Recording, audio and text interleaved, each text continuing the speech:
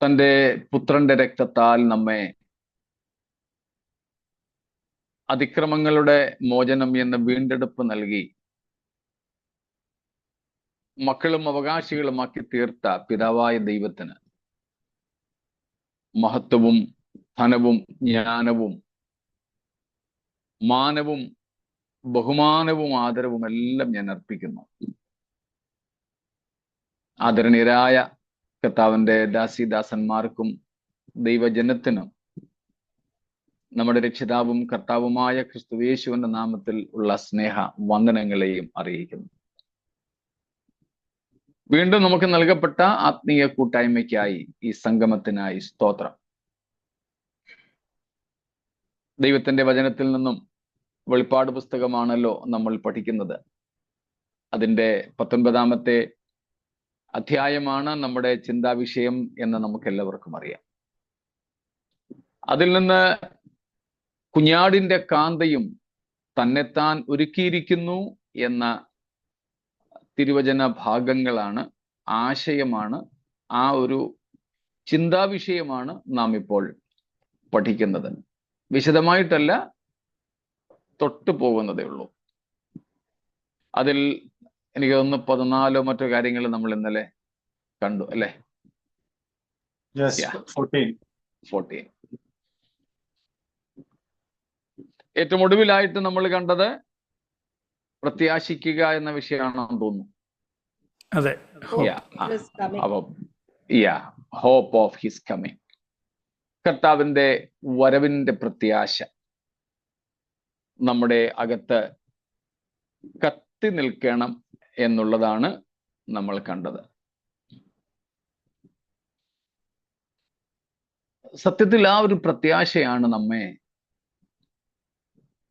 ഭൂമിയിലെ കഷ്ടതകളൊക്കെ സഹിക്കാനും തളരാതെ പോകാനുമൊക്കെ സഹായിക്കുന്നത്. ഈ പ്രത്യാശയില്ലായിരുന്നെങ്കിൽ നമ്മളൊന്നും ഇങ്ങനെ നിൽക്കത്തില്ല.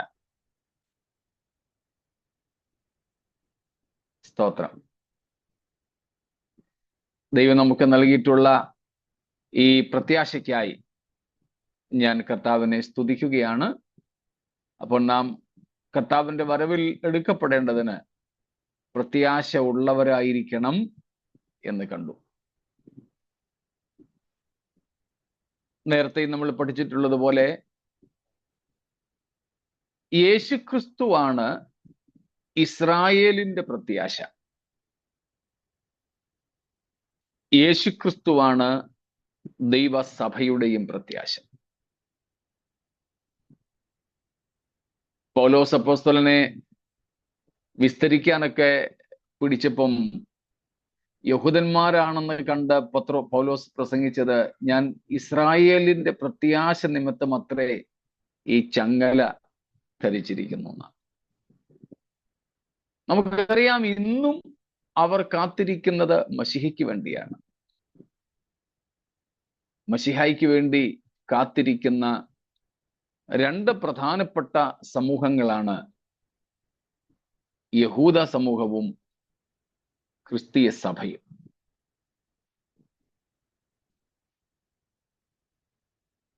നമ്മൾ അറിയുന്നത് പോലെ അവർ കാത്തിരിക്കുന്നത് ഒരു പൊളിറ്റിക്കൽ മസായ, ഒരു രാഷ്ട്രീയ മശിഹ. അന്നും അവർ അങ്ങനെയുള്ള ഒരു മശിഹയാണ് കാത്തിരുന്നത്. മശിഹയെക്കുറിച്ചുള്ള വെളിപ്പാട് ലഭിച്ച സ്നാപക യോഹന്നാന് പോലും ഇടർച്ച പറ്റിപ്പോയി. Even John the Baptist also was offended by this expectation of a political Messiah who delivered them from the bondage, the political bondage of Rome. അക്കാലത്ത് റോമൻ ഭരണകൂടത്തിൽ നിന്ന് അവരെ സ്വതന്ത്രരാക്കും എന്ന് കാത്തിരുന്ന, അവർ പ്രതീക്ഷിച്ചിരുന്ന ഒരു മശിഹ, ഒരു പടയാളിയായ മശിഹ.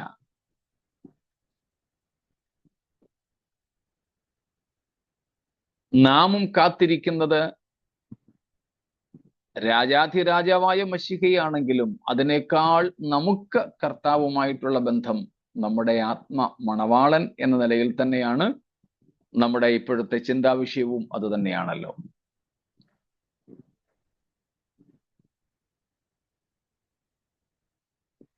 ക്രിസ്തുവാണ് നമ്മുടെ ജീവൻ. അതുകൊണ്ടാ പൗലോസ് പറഞ്ഞത്, നമ്മുടെ ജീവനായ ക്രിസ്തു വെളിപ്പെടുമ്പോൾ നാമും അവനോടുകൂടെ തേജസ്സിൽ വെളിപ്പെടും. ഇപ്പൊ നാം ആ പ്രത്യാശ ഉള്ളവരായിരുന്നാൽ ഇഹലോകത്തിലെ കഷ്ടങ്ങൾ സാരമില്ല എന്ന് എണ്ണി നാം കർത്താവുമൊത്തുള്ള വാസത്തിന് വേണ്ടി അഭിവാഞ്ചയോടുകൂടെ ജീവിക്കും. 15ാമത്തെ കാര്യം, 15th ആസ്പെക്ട്. അതിനു മുമ്പ് ഇതുവരെയുള്ള കാര്യങ്ങളിൽ എന്തെങ്കിലും ചോദ്യങ്ങളോ മറ്റോ ഉണ്ടെങ്കിൽ ചോദിച്ചാട്ടെ, ഇല്ലെങ്കിൽ നമുക്ക് 15ാമത്തേതിലേക്ക് പോകാം.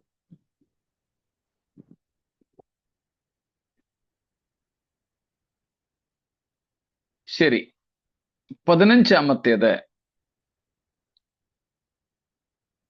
1 തെസലോനിക്കർ 5:23 പറയുന്നത് പോലെ, 1 Thessalonians 5:23, അവിടെ നാം വായിക്കുന്നത് പോലെ, സമാധാനത്തിന്റെ ദൈവം തന്നെ നിങ്ങളെ മുഴുവനും ശുദ്ധീകരിക്കുമാറാകട്ടെ. നിങ്ങളുടെ ആത്മാവും പ്രാണൻ അഥവാ ദേഹിയും ദേഹം അഥവാ ശരീരവും അശേഷം നമ്മുടെ കർത്താവായ യേശുക്രിസ്തുവിന്റെ പ്രത്യക്ഷതയിൽ അനിന്യമായി വെളിപ്പെടും വണ്ണം കാക്കപ്പെടുകയും ചെയ്യുമാറാകട്ടെ. അവിടെ നമ്മൾ കാണുന്നത് എന്താണ്? അശേഷം വിശുദ്ധരായി തീരുക, അനിന്യരായി തീരുക എന്നുള്ളതാണ്.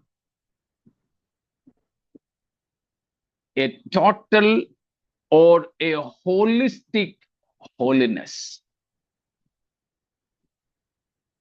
a complete holiness.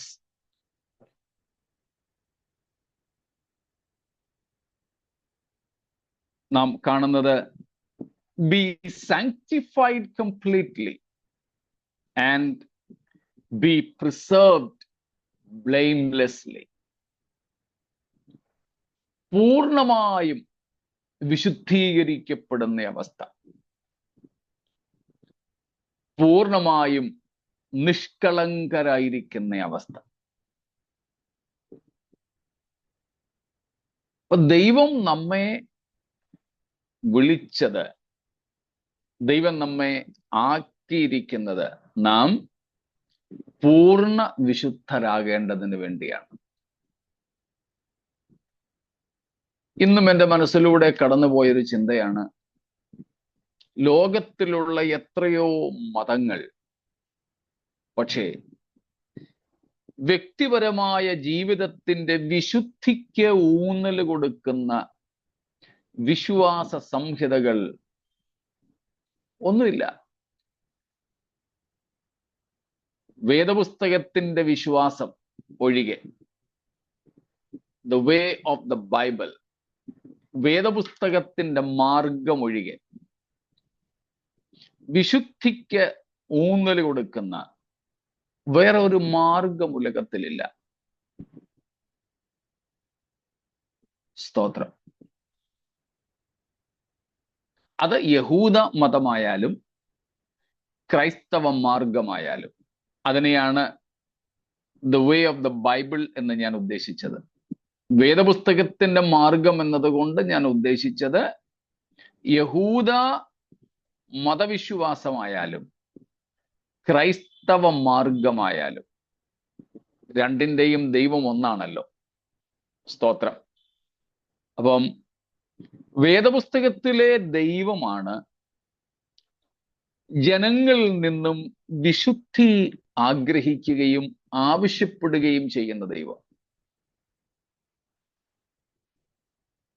വിശുദ്ധരാകാതെ നമുക്ക് ദൈവസന്നിധിയിലേക്ക് പ്രവേശനമില്ല. നമ്മളെ കൊണ്ട് അത് ഒക്കാത്തത് കൊണ്ടാണ് ദൈവം തന്നെ ദൈവത്തിന്റെ ഭാഗത്ത് നിന്ന് ആദ്യം നമ്മെ വിശുദ്ധീകരിച്ചത്. എന്നിട്ട് പറഞ്ഞു, ഇനിയും നീ വിശുദ്ധിയിൽ ജീവിച്ചോണം. നമ്മൾ കുഞ്ഞുങ്ങളെ കുളിപ്പിച്ച് നല്ല തുണിയൊക്കെ ഇടിയിപ്പിച്ച് ക്രീമും പൗഡറും ഒക്കെ പുരട്ടി എന്നിട്ട് പറയും, ഇപ്പം കുഞ്ഞ് സുന്ദരിയായല്ലോ, സുന്ദരനായല്ലോ, ഇനി ചിച്ചിക്കകത്ത് പോകല്ലേ. പിന്നെ കുഞ്ഞിനെ താഴേക്ക് വിടത്തില്ല നമ്മള്. പിന്നെ എന്തെങ്കിലും അരുതാത്തത് കണ്ടാൽ ഉടനെ നമ്മള് കുഞ്ഞിനെ കഴുകി തുടച്ച് ഒന്നുകിൽ നമ്മുടെ കയ്യിൽ തന്നെ ഒക്കത്ത് വെക്കും. അതിനെ പിന്നെ അഴുക്കാകാൻ വിടത്തില്ല. ഇതുപോലെ തന്നെ നമ്മൾ അഴുക്കായിരുന്നു, നമ്മൾ ഇരുട്ടായിരുന്നു, നമ്മൾ പാപമായിരുന്നു. പക്ഷേ കർത്താവ് നമ്മെ വിശുദ്ധീകരിച്ചു. ഇന്നലെയൊക്കെ നമ്മൾ കണ്ടതുപോലെ നമ്മെ നീതീകരിച്ചു. പൊസിഷണൽ ഹോളിനെസ്, ക്രിസ്തുവിൽ നമ്മെ വിശുദ്ധീകരിച്ചു. എന്നിട്ട് യേശുക്രിസ്തു പാപം മോചിച്ച മനുഷ്യരോടൊക്കെ പറഞ്ഞതുപോലെ സിൻ നോ മോർ, ഇനിയും പാപം ചെയ്യരുത്. എത്ര കടുത്ത പാപിക്കും യേശുവിന്റെ അടുക്കിലേക്ക് വരാം. വന്നിട്ടുണ്ട്. വളരെ മ്ലേച്ഛത പ്രവർത്തിച്ചവരും യേശുവിന്റെ അടുക്കിലേക്ക് വന്നിട്ടുണ്ട്. ആരെയും കർത്താവ് വിലക്കിയില്ല. അവരെയൊക്കെ പോലും കർത്താവ് വിശുദ്ധീകരിച്ചു. അവരോടൊക്കെ പാപം ക്ഷമിച്ചു. എന്നിട്ട് പറഞ്ഞു, നോക്ക, ഇനിയും പാപം ചെയ്യരുത്. Sin no more. ഇത് തന്നെയാ കർത്താവ് നമ്മോട് പറയുന്നത്. എത്ര കടുഞ്ചുവപ്പായ പാപങ്ങളായാലും അവയൊക്കെ ഹിമം പോലെ കർത്താവ് വെളുപ്പിച്ചിട്ട് ഇനിയും അഴുക്കാകരുത് എന്ന് പറഞ്ഞ് കൽപ്പന തന്ന് നമ്മെ ആക്കിയിരിക്കുക. അതുകൊണ്ടാണ് എഫേസ്യർ 1:4 പൗലോസ് പറഞ്ഞത്, നാം തൻ്റെ സന്നിധിയിൽ വിശുദ്ധരും നിഷ്കളങ്കരും ആകേണ്ടതിന്. സ്തോത്രം. So he has chosen, the Father has chosen us in the beloved, even before he laid the foundations of the world. ലോകസ്ഥാപനത്തിനു മുമ്പ് തന്നെ പിതാവായ ദൈവം പ്രിയനായവനിൽ നമ്മെ തിരഞ്ഞെടുത്തു. എന്തിന്? നാം തൻ്റെ സന്നിധിയിൽ വിശുദ്ധരും നിഷ്കളങ്കരുമാകേണ്ടതിന്. അതാണ് നാം ഇവിടെ 15ാമത്തെ കാര്യമായിട്ട് ചിന്തിക്കുന്നത്. നാം ദൈവസന്നിധിയിൽ വിശുദ്ധരും നിഷ്കളങ്കരുമായി തീരുക. സ്തോത്രം. എല്ലാ അർത്ഥത്തിലും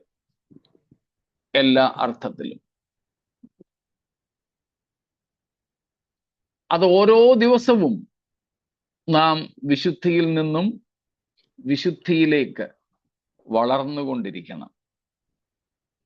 ഗ്രോയിങ് ഇൻ ഹോളിനെസ്, വിശുദ്ധീകരണത്തിൽ നമ്മൾ വളരുന്നവരാകണം.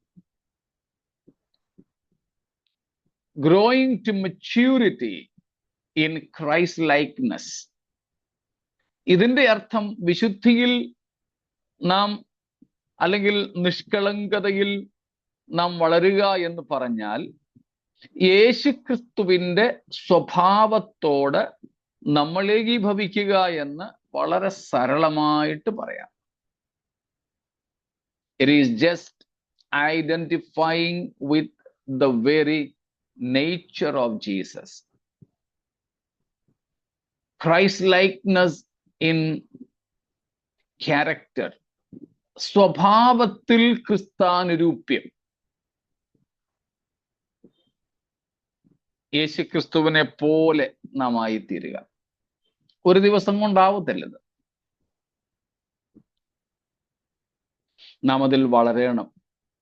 അതിനാണ് ദൈവം നമുക്ക് ആയുസ്സ് ഇന്നും നീട്ടിത്തന്നിരിക്കുന്നത്.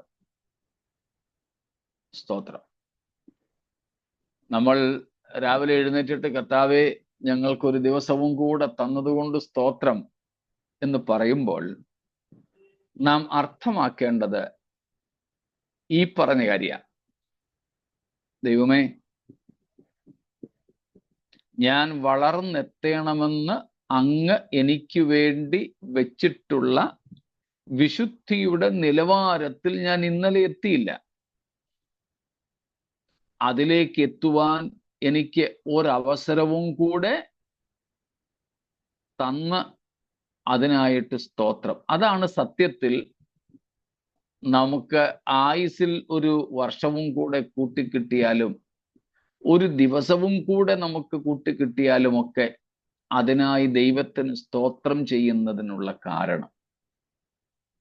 അല്ലാതെ നമുക്ക് അടിച്ചു പൊളിച്ച് നമ്മുടെ ജഡത്തിന്റെ ഇഷ്ടങ്ങളൊക്കെ നിവർത്തിക്കാൻ ഒരു ദിവസവും കൂടെ ഒരു വർഷവും കൂടെ കിട്ടിയല്ലോ എന്നുള്ളതാകരുത്.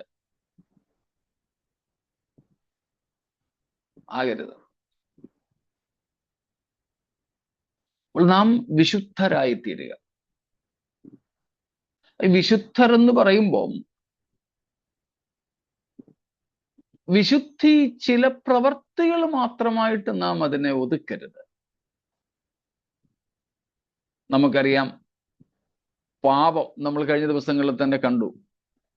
പാപമെന്ന് പറയുന്നത് വെറും ഒരു ചെയ്തിയല്ല, വെറും ഒരു പ്രവൃത്തിയല്ല. Sin is not a mere action. പാപം വെറും ഒരു പ്രവൃത്തിയല്ല. That's a nature, a character, an innate nature in us. നമ്മുടെ അകത്തുള്ള ഒരു ആന്തരികമായ ആവേശമാണ്, ഒരു ആന്തരികമായ കൊതിയാണ്, പ്രകൃതമാണ്. നമ്മൾ അറിയാതെ അതങ്ങ് സംഭവിക്കും.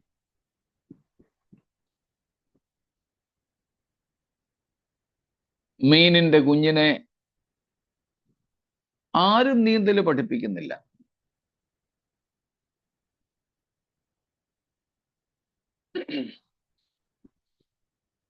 ഇന്നലെ ഞാൻ ഒരു ചെറിയ വീഡിയോ കാണാൻ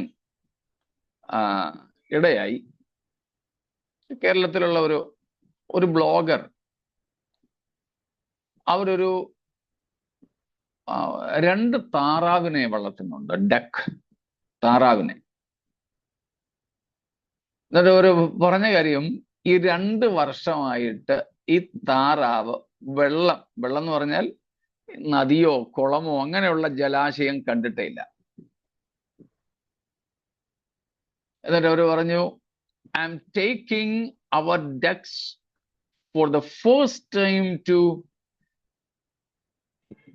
വാട്ടേഴ്സ്. അടുത്ത് തന്നെ നദിയോ ഏതാണ്ടൊരു സംഗതി ഉണ്ട്, അവർക്ക് വലിയ ദൂരമൊന്നും ഇല്ലാതെ തന്നെ വളരെ അടുത്ത് തന്നെ വെള്ളക്കെട്ടുണ്ട് അവർക്ക്. അതിന് ആദ്യമായിട്ടാണ് കൊണ്ടുപോകുന്നത്. അപ്പോൾ എനിക്കൊരു ജിജ്ഞാസ, ഇതിന് നീന്താൻ അറിയാമോ? ആദ്യമായിട്ട് വെള്ളം കണ്ടതും ഇത് വെള്ളത്തിലേക്ക് എടുത്തു ചാടി ഒരു കുഴപ്പമില്ലാതെ നീന്തുന്നു. ആരെ പഠിപ്പിച്ചു? That is an innate nature. നമ്മുടെ നാട്ടിൽ പറയത്തില്ലേ, അണ്ണാനെ മരം കയറാൻ ആരും പഠിപ്പിക്കണ്ട എന്നതുപോലെ പാപം നമ്മുടെ അകത്ത് സ്വാഭാവികമായി കാണപ്പെടുന്ന ഒരു പ്രകൃതമാണ്. അത് പ്രവൃത്തിയായിട്ട് പുറത്തു വരണമെന്നില്ല. അവസരം ഒക്കുമ്പോഴേക്കേ അത് പുറത്ത് വരുത്തുള്ളൂ.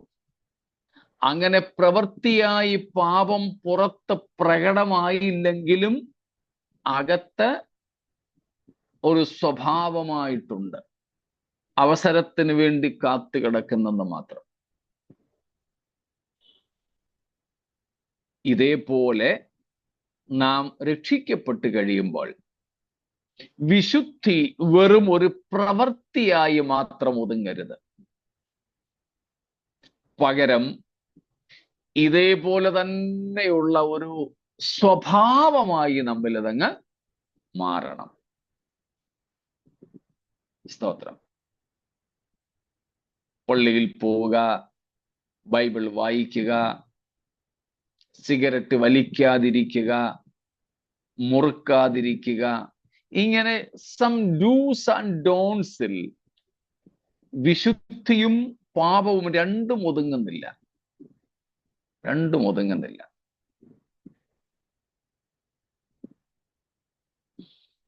രണ്ടും നമ്മുടെ അകത്തളത്തിലെ ആവേശവും ആഗ്രഹവുമായി തീരണം.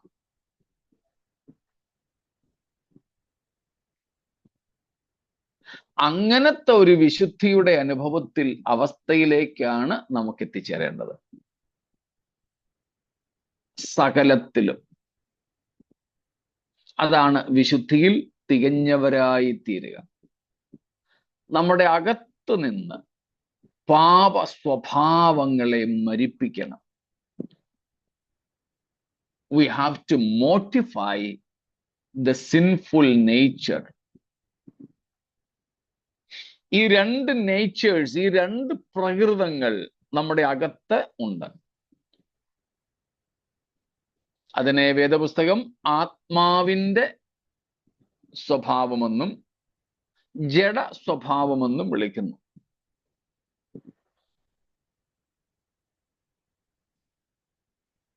നമ്മതാണ് റോമാലേഖനം 8-ാമത്തെ അധ്യായത്തിൽ കഴിഞ്ഞ ദിവസവും പറഞ്ഞു വിട്ടത്. റോമർ 8-ന്റെ ഇംഗ്ലീഷിലൊക്കെ 1-ാമത്തെ വാക്യത്തിലാണ്, ഇംഗ്ലീഷിലും ഹിന്ദിയിലും. മലയാളത്തിൽ പക്ഷെ അതൊന്ന് പിരിച്ചെഴുതിയിരിക്കുന്നത്. റോമർ 8-ന്റെ 1-ാമത്തെ വാക്യം നമ്മുടെ ഇടയിലായിരുന്നു തോന്നുന്നു. കഴിഞ്ഞ ദിവസം നമ്മളൊന്ന് വായിച്ചിരുന്നു. Yes. There is therefore now no condemnation for those who are in Christ Jesus. Yeah, next. For the law of the Spirit of life has set you free in Christ Jesus from the law of sin and death.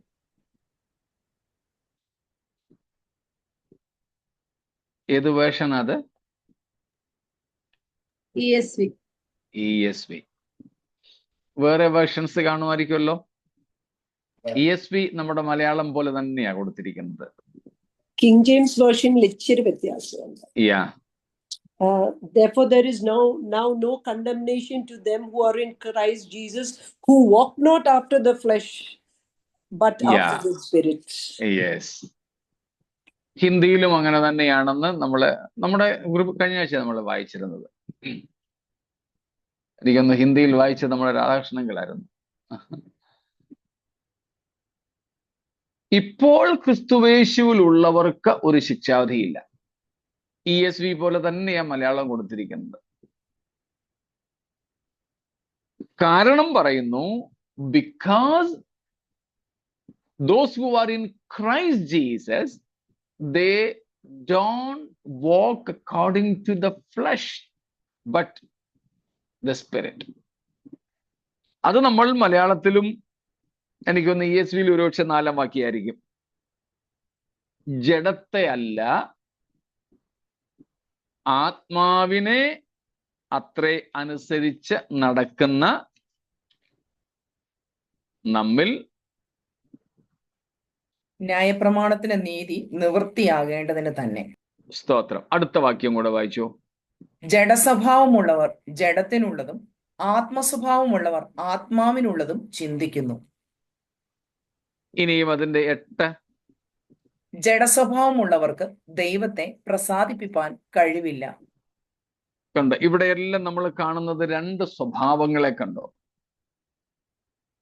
ജഡസ്വഭാവം, ആത്മസ്വഭാവം. ജഡസ്വഭാവം നമുക്ക് ആദമിലൂടെ ലഭിക്കുന്നതാണ്, ലഭിച്ചു കഴിഞ്ഞു. അതുകൊണ്ടാണ് 51-ാം സങ്കീർത്തനത്തിൽ ദാവീദ് പറഞ്ഞത്, എൻ്റെ അമ്മ എന്നെ പാപത്തിൽ ഗർഭം ധരിച്ചു, പാപത്തിൽ എൻ്റെ അമ്മ എന്നെ ഗർഭം ധരിച്ചു. റോമർ 5-ാം അധ്യായം തന്നെ 14-ാം വാക്യത്തിൽ നമ്മൾ പല പ്രാവശ്യം വായിച്ചിട്ടുണ്ട്. ആദാമിന്റെ ലംഘനത്തിന് തുല്യമായി നാം ആരും ലംഘനം ചെയ്തവരല്ല. എങ്കിലും പാപത്തിന്റെ ഫലമായ മരണവും നമ്മിൽ വാണു. അപ്പോൾ ആദാം പാപം ചെയ്തപ്പോൾ നമ്മൾ ആദാമിലുണ്ടായിരുന്നു. എബ്രായ ലേഖനത്തിൽ ലേവി ദശാംശം കൊടുത്ത കാര്യം പറയുന്നുണ്ട്. ഓർമ്മയുണ്ടായിരിക്കുമല്ലോ. യുദ്ധം ജയിച്ച് മടങ്ങി വരുന്ന അബ്രഹാമിനെ മൽക്കിസേദേക്ക് 7-ാമത്തെ അധ്യായത്തിലാണ് അതിന്റെ അവന്റെ പിതാവിനെ 9 കൂടെ ചേർത്ത് വായിച്ചു. ദശാംശം വാങ്ങുന്ന ലേവിയും അബ്രഹാം മുഖാന്തരം ദശാംശം കൊടുത്തിരിക്കുന്നു എന്ന് ഒരു വിധത്തിൽ പറയാം. അവന്റെ പിതാവിനെ മൽക്കിസേദേക്ക് എതിരേറ്റപ്പോൾ ലേവി അവന്റെ കടിപ്രദേശത്ത് ഉണ്ടായിരുന്നുവല്ലോ. അബ്രഹാം മൽക്കിസേദേക്കിന് ദശാംശം കൊടുത്തപ്പോൾ ഇസഹാക്ക് പോലും ഇല്ല. പക്ഷെ ഇവിടെ പറയുന്നു ഇസഹാക്കും കഴിഞ്ഞ് യാക്കോബും കഴിഞ്ഞ് ലേവി. ഇന്ന് ദശാംശം വാങ്ങുന്ന ലേവ്യർ ഒക്കെ അന്ന് അബ്രഹാമിന്റെ ലോയിൻസ് കടിപ്രദേശത്തുണ്ടായിരുന്നു. ഇതുപോലെ ആദം പാപം ചെയ്തപ്പോൾ നമ്മൾ ഇൻ ഏഡം ആദാമിലുണ്ടായിരുന്നു. That's why we became sinners by nature, by birth. ആദം പാപം ചെയ്തപ്പോൾ നമ്മൾ ആദമിൽ ഉണ്ടായിരുന്നത് കൊണ്ടാണ് പ്രകൃതിയാൽ നമ്മൾ പാപികളായത്. അങ്ങനെ ആദമിൽ നിന്ന് ജന്മന പാപപ്രകൃതം അഥവാ ജഡ സ്വഭാവം നമ്മിലേക്ക് പകർന്നു വന്നു. അത് നാം മരിക്കുന്നത് വരെയും നമ്മിലുണ്ടായിരിക്കും. അതുകൊണ്ടാണ് നമ്മൾ ചില ദിവസങ്ങൾക്ക് മുമ്പ് പറഞ്ഞത്, നാം രക്ഷിക്കപ്പെട്ടു എന്നോ സ്നാനപ്പെട്ടു എന്നോ കരുതി ഈ പാപപ്രകൃതം നമുക്കില്ലാതെയാകുന്നില്ല എന്ന്. അത് നമ്മൾ എപ്പോഴും വസിക്കും. പക്ഷേ നാം വീണ്ടും ജനിക്കുമ്പോൾ, നാം രക്ഷിക്കപ്പെടുമ്പോൾ, നമ്മെ വീണ്ടും ജനിപ്പിക്കുന്ന ദൈവത്തിന്റെ വിത്തിനാൽ, ദൈവത്തിന്റെ വിത്ത് എന്ന് പറയുന്നത് വചനം, ദൈവത്തിന്റെ വിത്തിനാൽ നമ്മിലൊരു പുതിയ പ്രകൃതം രൂപപ്പെടുന്നു, ഒരു പുതിയ സ്വഭാവം. അതിന്റെ പേരാണ് ആത്മസ്വഭാവം. അതിനെ ഗലാത്യ ലേഖനം വിളിക്കുന്നത് ആത്മാഭിലാഷം. അപ്പൊ മുമ്പ് നമ്മിലുള്ള ജഡ സ്വഭാവവും ഇപ്പോൾ നമ്മിൽ പുതുതായി ജനിച്ച ആത്മസ്വഭാവവും തമ്മിൽ എപ്പോഴും യുദ്ധമാണ്. നാം സകലത്തിലും വിശുദ്ധിയിൽ തികഞ്ഞവരാകുക എന്ന് പറഞ്ഞാൽ ഈ ആത്മസ്വഭാവത്തെ നമ്മൾ വളർത്തിക്കൊണ്ടുവരിക എന്ന്. പാപസ്വഭാവത്തെ വളർത്താനായി നമുക്കൊന്നും ചെയ്യണ്ട. അത് നാച്ചുറലാണ്, സ്വാഭാവികമാണ്. നമ്മുടെയൊക്കെ വീട്ടിൽ ഈവൻ നമ്മൾ ചെടിച്ചട്ടിക്കകത്ത് തന്നെ എന്തെങ്കിലും ചെടിയോ അല്ലെങ്കിൽ വല്ല ചീരയോ കറിവേപ്പോ ഒക്കെ നടുകയാണെങ്കിലും ആ മണ്ണിനകത്തു നിന്ന് താനേ കിളിർത്തു വരുന്ന വീഡ്സ്, കളകളുണ്ട്. നമ്മളതിൻ്റെ വിത്ത് വിട്ടില്ല, അതിന് വളവും ചെയ്തില്ല, നമ്മൾ പരിചരിച്ചുമില്ല, എന്നാലും ഇത് തന്നെ വളരും. അതേസമയം നമ്മൾ നടുന്ന ഈ ഒരു പ്ലാന്റ് എന്തുവാകട്ടെ, അതിനെ പ്രത്യേകം പരിചരിച്ചില്ലെങ്കിൽ അത് ഉണങ്ങിപ്പോവും, അല്ലെങ്കിൽ അഴുകിപ്പോവും. ഇതുപോലെ നമ്മിലെ പാപ ജഡ സ്വഭാവത്തെ നമ്മൾ ഒന്നും ചെയ്തില്ലെങ്കിലും തന്നെ വളരും. അത് നാച്ചുറലി ഇറ്റ് ഗ്രോസ്. പക്ഷെ ആത്മസ്വഭാവത്തെ നമുക്ക് പർപ്പസ്ലി, മനഃപൂർവമായി പരിചരിച്ചു വളർത്തിക്കൊണ്ടുവരണം. അങ്ങനെ വളരുമ്പോൾ മാത്രമേ അത് നമ്മിൽ രൂഢമൂലമാകുന്നുള്ളൂ. അങ്ങനെ നാം സകലത്തിലും വിശുദ്ധരാകണം എന്ന് പറഞ്ഞാൽ നാം ആത്മസ്വഭാവമുള്ളവരായി തീരണം. ഈ ആത്മസ്വഭാവത്താൽ ജഡസ്വഭാവത്തെ നമ്മൾ അടക്കണം. അതിനെ നമ്മൾ ബലഹീനപ്പെടുത്തണം. അപ്പൊ നാം ചെയ്യുന്ന ചില കർമ്മങ്ങളായി മാത്രം തീരാതെ ഇത് നമ്മുടെ ശ്വാസമായി, ഈ വിശുദ്ധി എന്ന് പറയുന്നത് നമ്മുടെ ആവേശമായി, ആഗ്രഹമായി, നമ്മുടെ ലക്ഷ്യമായിട്ടത് തീരണം. സ്തോത്രം. അങ്ങനെ സകലത്തിലും നാം വിശുദ്ധിയിൽ തികഞ്ഞവരാകാൽ, സ്തോത്രം,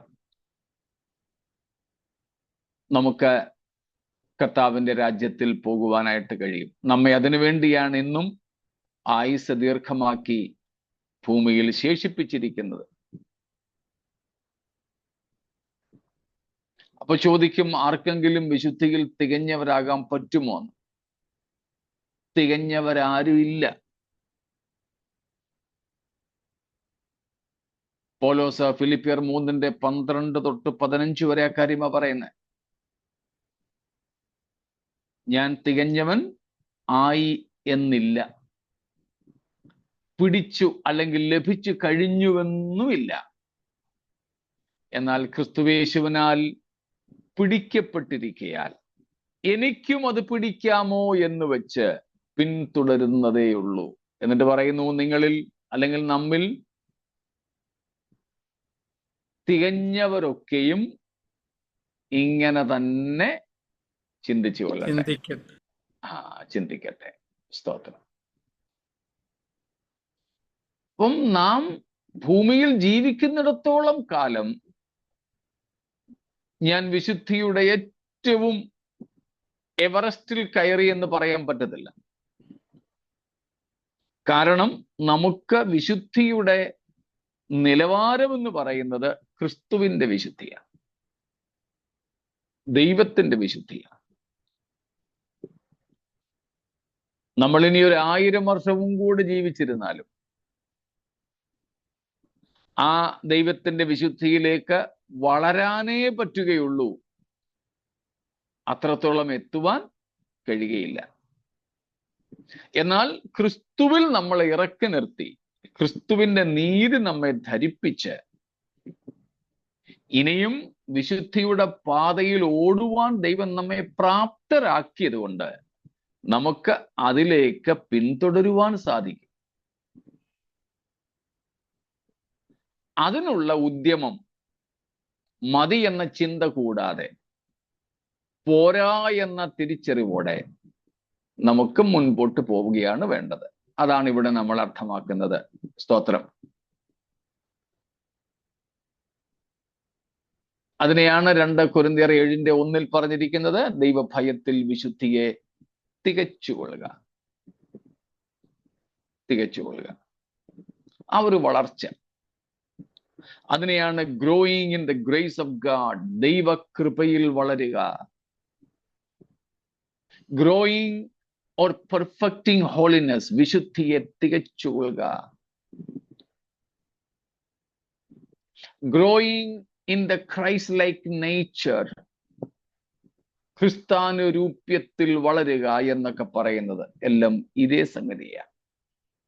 അതുകൊണ്ടതാണ് 15-ാമത്തേത്, സ്തോത്രം, നാം be sanctified completely and be preserved blameless. സ്തോത്രം. ആത്മാവിലും ജഡത്തിലുമുള്ള കന്മഷങ്ങളെ നമ്മൾ നീക്കണം. അതിനെ നീക്കിയിട്ട് ഈ പെർഫെക്ഷനിലേക്ക്, പൂർണ്ണതയിലേക്ക് വളരണം. അതാണ് 15-ാമത്തേത്. ഇതിൽ എന്തെങ്കിലും ചോദ്യങ്ങൾ? ഈ ആത്മാവിനും ജഡത്തിനുമുള്ള കൽമഷം എന്ന് പറഞ്ഞാൽ ആത്മാവിൽ കൽമഷമുണ്ടോ? അതിനെയാണ് ആന്തരികമായ നമ്മുടെ പാപപ്രകൃതം എന്നർത്ഥമാക്കേണ്ടത്. ആത്മാവിലെ കന്മഷം എന്നവിടെ ഉദ്ദേശിക്കുന്നത് ആന്തരികമായി നമ്മുടെ സ്വഭാവത്തിലുള്ള പാപപ്രകൃതം, പാപ സ്വഭാവം. ജഡത്തിലുള്ളതെന്ന് പറഞ്ഞാൽ ബാഹ്യമായി പ്രവൃത്തികളിലൂടെ ഉള്ളത്. അപ്പം പ്രവൃത്തിയിലും പ്രകൃതത്തിലും എന്നർത്ഥം.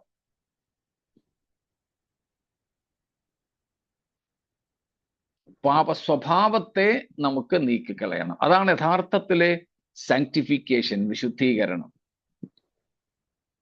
ചില പാപപ്രവർത്തികളിൽ നിന്ന് ഒഴിഞ്ഞിരിക്കുന്നത് മാത്രം കൊണ്ട് വിശുദ്ധീകരണമാകുന്നില്ല.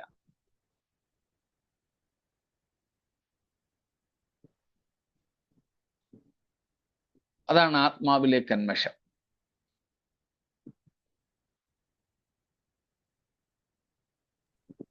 ഓക്കെ.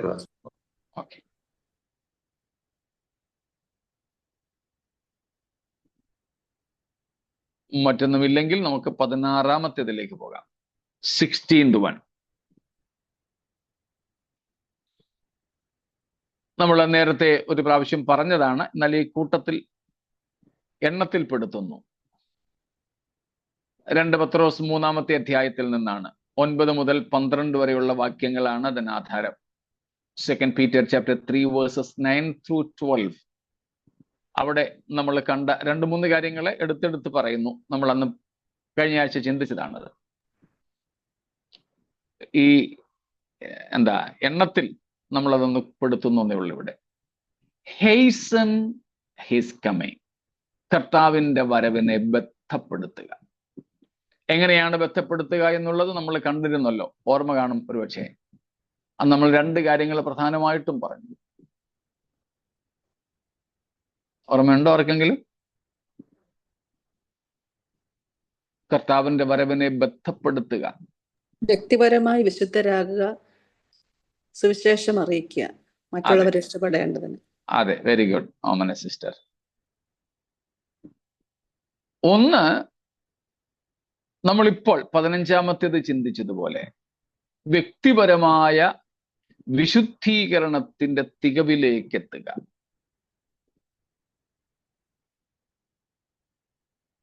കാരണം നമ്മളന്ന് പറഞ്ഞിരുന്നല്ലോ, ഞാൻ ശുശ്രൂഷിച്ച ഒരു സഭയിലെ ഒരു സഹോദരൻ അവരുടെ വിവാഹത്തെ സംബന്ധിച്ച് പറഞ്ഞ കാര്യം.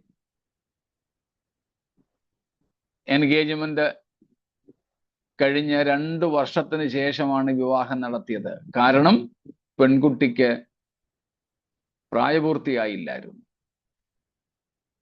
16 വയസ്സേ ഉണ്ടായിരുന്നുള്ളൂ. അതുകൊണ്ട് 2 വർഷം കാത്തിരുന്നു. കർത്താവും വിവാഹ നിശ്ചയം ചെയ്തിട്ട് കാത്തിരിക്കുക. എന്താ വരാത്തത്? നമ്മൾ ഇതുവരെ യേശുക്രിസ്തു എന്ന മണവാളന് തക്കതായ മണവാട്ടിയായിട്ട് തീർന്നിട്ടില്ല. അതിന് കാത്തിരിക്കുക. അതുകൊണ്ട് കർത്താവിന്റെ വരവിനെ ബന്ധപ്പെടുത്തുന്ന 1-ാമത്തെ ഘടകം നമ്മൾ വ്യക്തിപരമായ വിശുദ്ധിയിൽ തികഞ്ഞവരാകുക എന്നുള്ളതാണ്. Perfecting holiness in our personal lives. സ്തോത്രം. അതിന് ലഭിക്കുന്ന ഒരവസരവും നഷ്ടപ്പെടുത്തരുത്. ഒരവസരവും.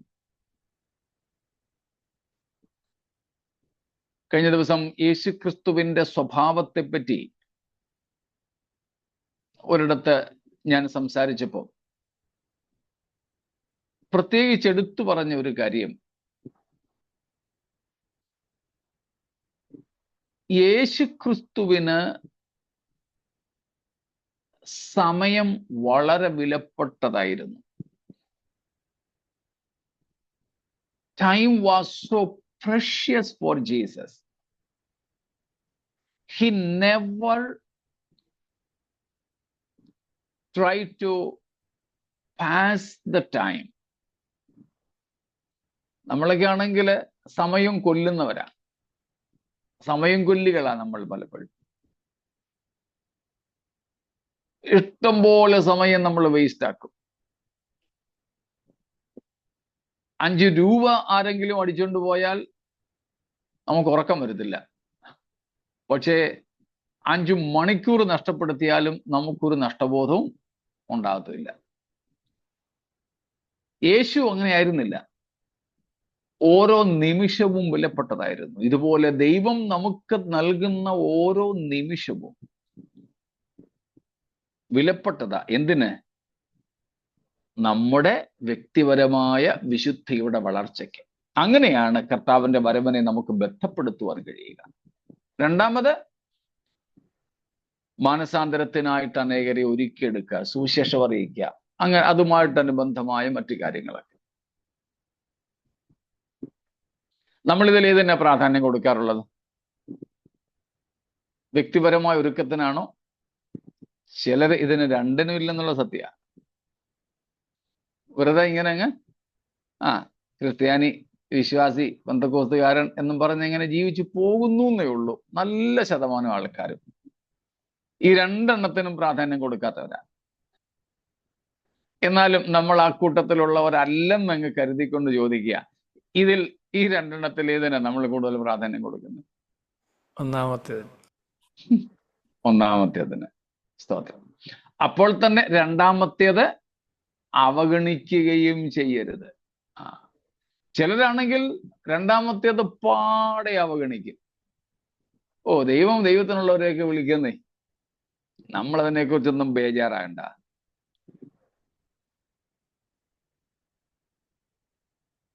അത് പാടില്ല. സ്തോത്രം. അതാണ് യൂദാ പറയുന്നത്. 20 മുതലുള്ള വാക്യങ്ങളിൽ, 23 വരെയുള്ള വാക്യങ്ങളിൽ, ജഡത്താൽ കറ പിടിച്ച അങ്കി പോലും പകച്ചുകൊണ്ട് ചിലരെ തീയിൽ നിന്ന് വലിച്ചെടുക്കണം, ചിലരോട് ഭയത്തോടെ കരുണ കാണിക്കണം. അങ്ങനെയാണ് നാം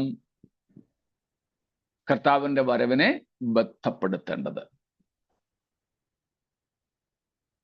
17-ാമത്തേത് അതിനോട് തന്നെ ചേർത്ത്, പത്രോസിന്റെ 2-ാം ലേഖനത്തിൽ ഉള്ള അതേ ഭാഗത്തോട് ചേർത്ത് തന്നെയാണ് നാം നോക്കുന്നത്.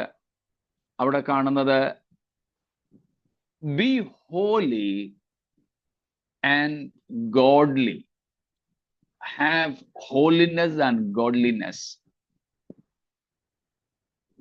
3-ാമത്തെ വാക്യമാ. 2 പത്രോസ് 3-ാമത്തെ വാക്യമാ. വിശുദ്ധ ജീവനവും ഭക്തിയും ഉള്ളവരായിരിക്കുക. വിശുദ്ധ ജീവനത്തെ കുറിച്ച് നമ്മൾ കണ്ടു. ഭക്തി, ദൈവത്തോടുള്ള സ്നേഹം, ആദരവ്. ദൈവത്തോടുള്ള സ്നേഹവും ആദരവും.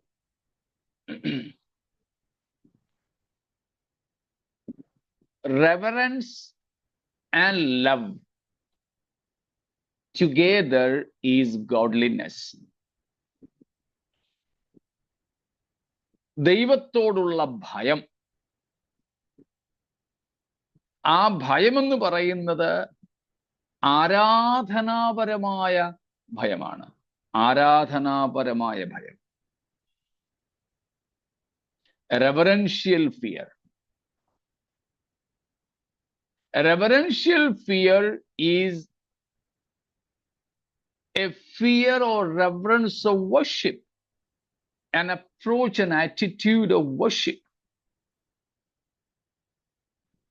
ആരാധനാപരമാണത്. അപ്പോൾ തന്നെ സ്നേഹവും. ഇത് രണ്ടും കൂടെ കൂടിക്കലരുന്നതാണ് ഭക്തി. ആ ഭക്തി നിമിത്തം, ഭക്തിയുടെ ഏറ്റവും വലിയ ലക്ഷണം, അതും നമ്മൾ വായിച്ചിട്ടുണ്ട് സദൃശവാക്യങ്ങൾ 8-13 നിന്നുമൊക്കെ, യഹോവ ഭക്തി ദോഷത്തെ വെറുക്കുന്നതാകുന്നു. The fear of the Lord, or this reverential fear, or this bhakti or godliness will help us to hate sin. That will generate a hatred towards sin. ഈ യഥാർത്ഥ ഭക്തി നമ്മുടെ ഉള്ളിൽ പാപത്തോട് വെറുപ്പ് ജനിപ്പിക്കും. പാപത്തെ വെറുക്കുന്നവരായിത്തീരും. പാപം ചെയ്യാതിരിക്കുക മാത്രമല്ല, പാപത്തിൽ നിന്ന് ഒഴിഞ്ഞിരിക്കുക മാത്രമല്ല, പകരം പാപത്തോട് ഭയങ്കര വൈരം, ശത്രുത, വെറുപ്പ് ഉളവാക്കും.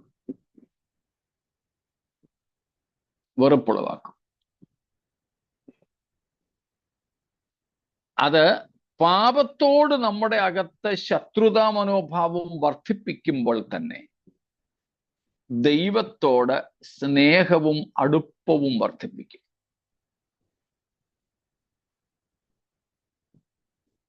ചില ഭവനങ്ങളിൽ, പ്രത്യേകിച്ച് പണ്ട് കാലങ്ങളിൽ, അപ്പനും മകനും തമ്മിൽ, അപ്പനും മകനും ഒക്കെയാ, സംഭവം ശരിയാ, പക്ഷേ അപ്പന്മാരെ ഭയങ്കര പേടിയാ. അതുകൊണ്ട് മക്കൾ പേടിച്ച് അപ്പന്മാരുടെ ഇഷ്ടം നിവർത്തിക്കും. എന്നാൽ ഈ മക്കള് പ്രായമാകും തോറും, വളരും തോറും അപ്പന്റെ ഇഷ്ടം ചെയ്യും. പക്ഷെ പണ്ട് ചെയ്തതുപോലെ പേടിച്ചല്ല ചെയ്യുന്നത്, അപ്പനോടുള്ള സ്നേഹ ബഹുമാനങ്ങളോടുകൂടെ. അല്ലേ? നമുക്ക് അനുഭവിച്ചിട്ടുള്ളവരാകുമല്ലോ അത്. എനിക്ക് ഓർമ്മയുണ്ട് അങ്ങനെ. എൻ്റെ പിതാവിനോടും എൻ്റെ ജ്യേഷ്ഠനോടുമൊക്കെ പിതൃതുല്യനായിരുന്നു എനിക്ക് ജ്യേഷ്ഠൻ. ഇപ്പോഴും അങ്ങനെ തന്നെ. അന്നൊക്കെ അപ്പനെയും ചേട്ടനെയും ഒക്കെ പേടിച്ച എന്തെങ്കിലുമൊക്കെ ചെയ്യാതിരിക്കുന്നത്, അല്ലാതെ വേറെ ഒരു ഫീലിംഗും ഇല്ലായിരുന്നു. ഇപ്പൊ പക്ഷെ അങ്ങനെയല്ല. ഇപ്പൊ എന്തെങ്കിലും ചെയ്താൽ ചിലപ്പം ഫാദറിനില്ല, ചേട്ടനുണ്ട്. ചേട്ടൻ ചിലപ്പം വഴക്കും പറയത്തില്ല, പിടിച്ചടിക്കത്തുമില്ല. പണ്ടായിരുന്നെങ്കിൽ വഴക്കും പറയും, അടിക്കുകയും ചെയ്യുക. ഇപ്പം എന്നെ അടിക്കുമെന്നുള്ള പേടിയൊന്നും എനിക്കില്ല. പക്ഷേ അദ്ദേഹത്തിന്റെ സ്വഭാവങ്ങൾ ഞാൻ അറിഞ്ഞതുകൊണ്ട്, എനിക്കറിയാവുന്നത് കൊണ്ട് ഞാൻ അദ്ദേഹത്തെ വിഷമിപ്പിക്കാൻ ആഗ്രഹിക്കത്തില്ല. തനിക്ക് അനിഷ്ടമായത് ചെയ്യാതെ. സ്നേഹം കൊണ്ടാണത് എന്നെ തന്നെ സൂക്ഷിക്കുന്നത്. ഇതുപോലെ ദൈവത്തോട് നമ്മുടെ വിശ്വാസ ജീവിതത്തിന്റെ തുടക്ക സമയത്തൊക്കെ ചിലപ്പോൾ പേടിയുണ്ട്, അടിയിട്ടും എന്നൊക്കെയുള്ള പേടിയുണ്ട്. എന്നാലല്ല, കർത്താവിൽ വളരും തോറും, വിശുദ്ധിയിലും ഭക്തിയിലും ഒക്കെ വളരും തോറും നാം എന്ത് ചെയ്യും? സ്നേഹം നിമിത്തം നാം പാപം ചെയ്യാതെ പാപത്തോട് വെറുപ്പുള്ളവരായി നമ്മെ തന്നെ സൂക്ഷിക്കും. അത് കർത്താവിന് വേണ്ടി സഭ അല്ലെങ്കിൽ കാന്ത തന്നെ തന്നെ ഒരുക്കുന്നതിൻ്റെ ഭാഗമാണ്. എത്ര വിശുദ്ധ ജീവനവും ഭക്തിയും ഉള്ളവരായിരിക്കണം. സ്തോത്രം. അതിൽ നമ്മൾ ഓരോ ദിവസവും വളരുന്നവരാകുക. ഇത്രയും കൊണ്ട് ഇന്ന് നിർത്താമെന്ന് കരുതുന്നു. ഇത്രയും കാര്യങ്ങളിൽ എന്തെങ്കിലും സംശയങ്ങൾ, ചോദ്യങ്ങളുണ്ടോ?